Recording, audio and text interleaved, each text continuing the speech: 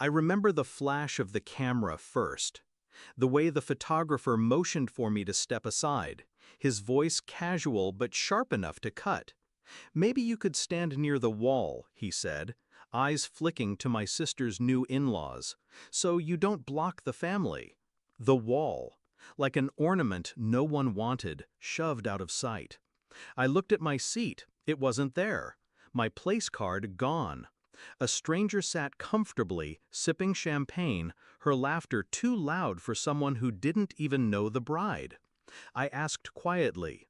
She smirked, said she was the cousin's plus one. My sister hadn't corrected her. My parents hadn't noticed. Or maybe they had. That's when I felt it, that cold, hollow silence inside me. I smiled, walked toward the gift table, lifted my envelope.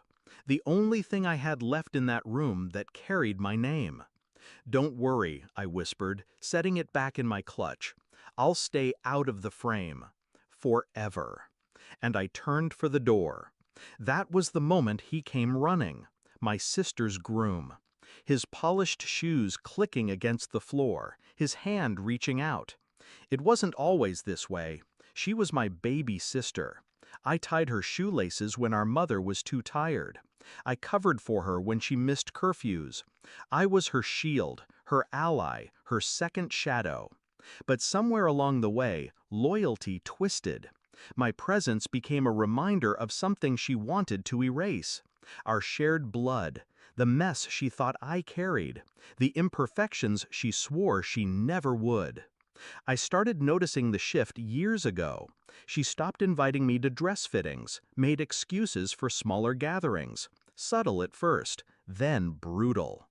Entire family trips where my name never crossed her lips. Still, I stayed silent. I thought, maybe it was stress. Maybe she'd outgrow it. But on the night of her engagement party, I overheard her whisper to a friend, "She's just not part of the picture I want. Not part of the picture." The words stuck like glass in my throat. So I planned, not to cry, not to beg, but to carve my absence so deep it would leave a scar. I'd been saving for years, quietly, strategically.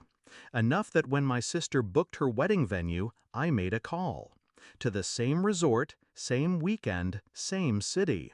I booked their second largest ballroom, directly across the hall. Paid in full, non-refundable. But I didn't invite anyone. No family, no friends. Just me. While they laughed and toasted in theirs, I had mine prepared in silence. A stage, a screen, a microphone. I didn't need guests, I needed an audience. And they would walk right into it. At the reception, the humiliation was sharper than I'd even anticipated. The wall, the missing seat, my sister's laughter tightening around me like a rope. So I walked out, envelope in hand. Right on cue, her groom followed. He caught my arm, confusion painted across his perfect smile. "Wait," he said, "don't go. She didn't mean—" But his voice broke off when I gestured to the ballroom across the hall. The door stood open, music faintly humming from within. "What is that?" he asked. "My reception," I said softly. He frowned. "Your what?" I walked ahead. He followed. Curiosity always kills before clarity. Inside, the lights dimmed. A projector flickered on. Footage began to play. Old family videos, digitized and sharpened. My sister and me, side by side as children. Birthday cakes, Christmas mornings. Her clinging to me at school when she was too scared to go in alone. Laughter, tears, promises whispered between us. The groom froze, his eyes locked on the screen. The montage cut sharply. To recent years. Vacations where I was absent. Gatherings where my name wasn't spoken. Photographs where my spot was empty, cropped out, erased. Then came the recording, the one from the engagement party. Her voice, crystal clear. "She's just not part of the picture I want." The groom paled. I turned to him, calm, cold. You married her picture, I said, not her truth.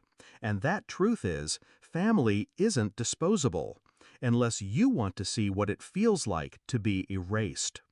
He stared at me, no words forming. Behind us, voices rose, the wedding party spilling into the hall, drawn by the screen. Gasps, murmurs, my mother's hand flying to her mouth, my father's jaw tightening. And my sister, standing dead center, trembling, mascara streaking. Her perfect day shattered in seconds. I didn't scream, I didn't throw wine or break glass. I simply picked up my envelope, slid it into my bag, and walked past her. Don't worry, I repeated, my voice steady, deliberate. I'll stay out of the frame. Forever. This time, no one followed. Outside, the night air was sharp, clean. For the first time in years, I breathed without weight pressing on my chest. They had erased me piece by piece. But tonight, I carved my absence into something permanent. She wanted her picture perfect. I gave it to her. A portrait with a hole no lens could ever fix. And as I walked away, I didn't feel grief. I felt freedom.